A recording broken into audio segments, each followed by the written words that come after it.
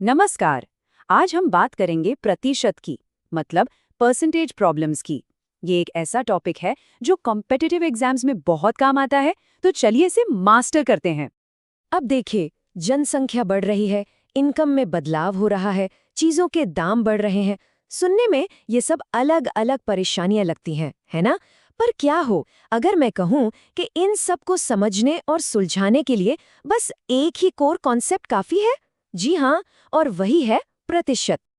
तो आज हम क्या क्या देखने वाले हैं। सबसे पहले प्रतिशत की नींव समझेंगे, फिर वैल्यूज को कंपेयर करना सीखेंगे, इसके बाद जनसंख्या और आय से जुड़ी समस्याओं पर बात करेंगे, फिर आएगा एक बहुत ही काम का नियम, मूल्य खपत का नियम, और आखिर में सबसे जरूरी टेक अवे।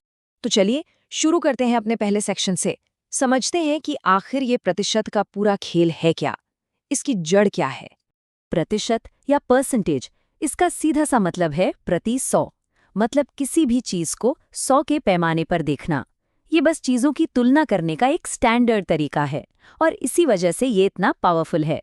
अब यहाँ दो बहुत ही फंडामेंटल चीजें हैं। पहली, किसी भी परसेंटेज को फ्रैक्शन यानी भिन्न में कैसे बदलें। बस 100 से भाग दे दीजिए, जैसे 25% बन गया 1/4। और दूसरा, इसका उल्टा, किसी फ्रैक्शन को परसेंटेज में कैसे बदलें। बस 100 से गुणा कर दीजिए। ये दो बातें ही आगे आने वाली हर प्रॉब्लम की चाबी हैं। ठीक है, तो बेसिक्स तो समझ आ गए। अब देखते हैं कि इसे सबसे कॉमन तरह के सवालों पर कैसे लागू किया जाए, जहां हमें दो चीजों की तुलना करनी होती है।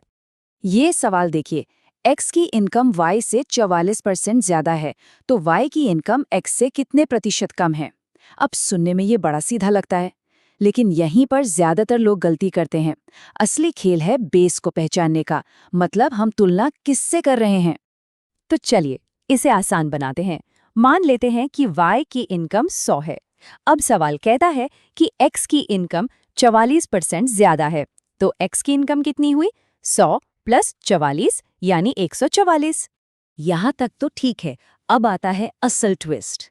हमें पता करना है कि y की इनकम x से कितनी कम है, तो अब हमारा बेस y नहीं x होगा। मतलब जो 44 का अंतर है उसकी तुलना हम x की इनकम यानी 144 से करेंगे, और जब हम ऐसा करते हैं तो जवाब आता है -30.56%। चलिए अब इस कॉन्सेप्ट को थोड़ा और आगे बढ़ाते हैं और देखते हैं कि असल दुनिया की प्रॉब्लम्स जैसे जनसंख्या या इनकम से जुड़े सवालों में ये कैसे काम आता है। ये एक ऐसा सवाल है जो देखने में थोड़ा डरावना लग सकता है। एक गांव की जनसंख्या हर साल 1000 लोगों पर 25 बढ़ जाती है। आज की जनसंख्या 84,050 है, तो 2 साल पहले कितनी थी। पर यकीन मानिए, ये भी परसेंटेज ग्रोथ का ही एक सवाल है, बस थोड़ा अलग तरीके से पूछा गया है। इसको हल करने की तरकीब ये है कि हम इस ग्रोथ रेट को एक आसान रेशियो यानी अनुपात में बदल दें। 25/1000, इसका मतलब क्या हुआ। इसका मतलब है 1/40। तो हर साल 40 लोगों की आबादी बढ़कर 41 हो जाती है। बस यही है हमारा रेशियो, 40 से 41। अब बात हो रही है 2 साल की, तो हमें इस रेशियो को 2 बार लगाना होगा। मतलब पहले साल के लिए 40 से 41 और दूसरे साल के लिए भी 40 से 41। जब हम इन्हें गुणा करते हैं तो 40 गुणा 40 हुआ 1600 और 41 गुणा 41 हुआ 1681। तो 2 साल पहले और आज की जनसंख्या का अनुपात है 1600 से 1681। अब देखिए कितना आसान हो गया। हमारे अनुपात के हिसाब से आज की जनसंख्या 1881 है और असल में है 84,050। बस इसी रेशियो का इस्तेमाल करके हम बड़ी आसानी से 2 साल पहले की जनसंख्या निकाल सकते हैं, जो थी 80,000। अब आते हैं एक और बहुत ही कॉमन एग्जाम सिनारियो पर, कीमत, खपत और खर्च, इन तीनों के बीच का रिश्ता।